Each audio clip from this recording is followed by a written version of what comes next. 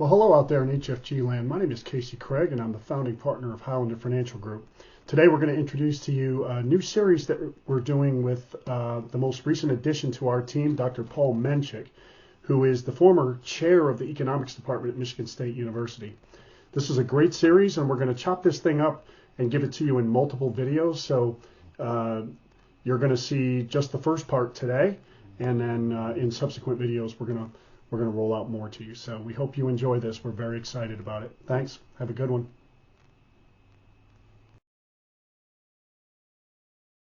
We will start with Mariah Lightfoot. Mariah is going to ask Dr. Menchik question number one. All right. So, Dr. Menchik, what are some of the most important points on the topic of generational wealth transfer that our clients should be aware of? Well, the first thing that they should be aware of is that wealth in the United States, wealth held by individuals and families, has been growing rapidly, according to the latest data from the Federal Reserve. In the last 18 years, the wealth held by families at the median has gone up in 33% in real terms, and at the median, that's the person at the 50th percentile, and overall, the mean, it's gone up by 50%. So wealth is growing fast. So that's point one that's relevant for intergenerational transfers. Point two is that the population is aging. Terms have been used like the graying of America, the aging of the baby boomers. And if you look at the data on age, 1980, the average age was 30. 2000, it was 35. Now it's 40. And the baby boomers, that is, people born in the United States between 1946 and 1964, are entering the period in which the wealth may transition to the next generation. Basically, people are approaching the end of their life cycle. So this is only going to be the transfer of wealth across generations is only going to be bigger and bigger as time goes on. Now, the other preliminary point I want to make is people may not know exactly what wealth means, but it's a very inclusive term, including the net value of their personal residence, if they own their house, the gross value minus any mortgage, the value of other real estate, stocks that they may hold, bonds that they may hold, the value of business equity, unincorporated businesses, small businesses that individuals have, liquid assets like a savings account or checking account or money market CDs or cash, pension funds, IRAs, 401ks, 403bs, KIOs, SEPs, miscellaneous resources like gold or precious metals, collectibles, antiques, jewelry.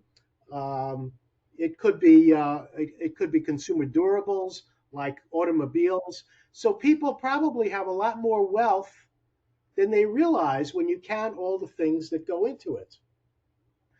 The other thing I might mention is that over time, there's kind of been a spreading out of wealth holding where the people at the top have done much better than the people at the bottom in terms of their holding of wealth. The next point I want to make has to do with the nature of accumulation and how the wealth is distributed among heirs. What I've learned in my research and looking at other people's research is that over time, of course, wealth grows, but it doesn't seem to stop at retirement. The older theory said that wealth that a household has or a person has should grow into a point where an age where they retire, and then when they retire, the wealth should go down. So the pattern of wealth over their age course should look like an inverted V. Goes up to the retirement date and goes down. That doesn't seem to be the case, actually. Many people, continue to accumulate at a lower rate when they retire.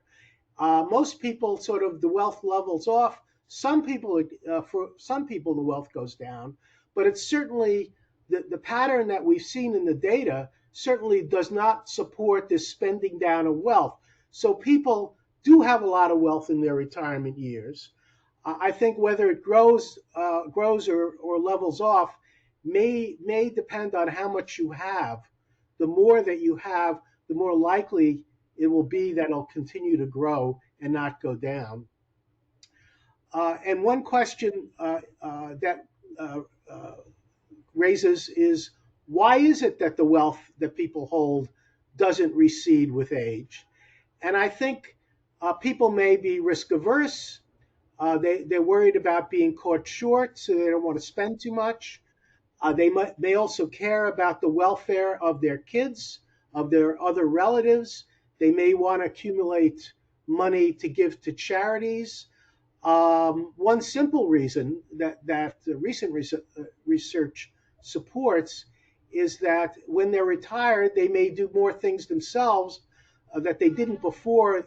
In the past, they pay people to do activities, and now they have the time to do it themselves. So the bottom line is, wealth doesn't seem to recede the way economists thought that it would in their research. So that's one point.